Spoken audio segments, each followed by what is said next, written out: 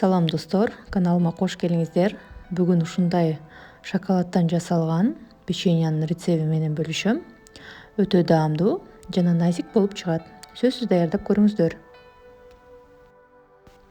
Бизге керектелүүчү азыктар: ун, майдаланган шоколад, жумуртка, кант, эритилген сары май, ваниль канты, ун көптүргүч жана туз керек болот.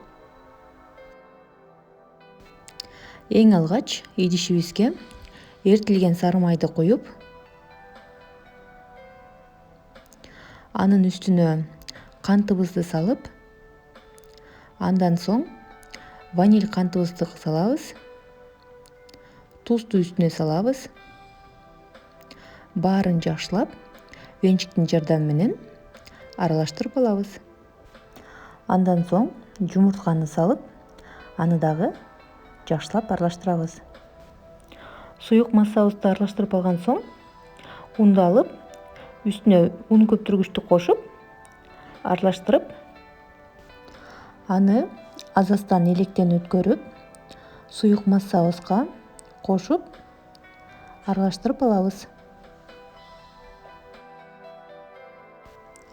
Ундун баарын аралаштырып алган соң, үстүнө майдаланган шоколадты салып, аны дагы лопатка менен жакшылап аралаштырып алабыз.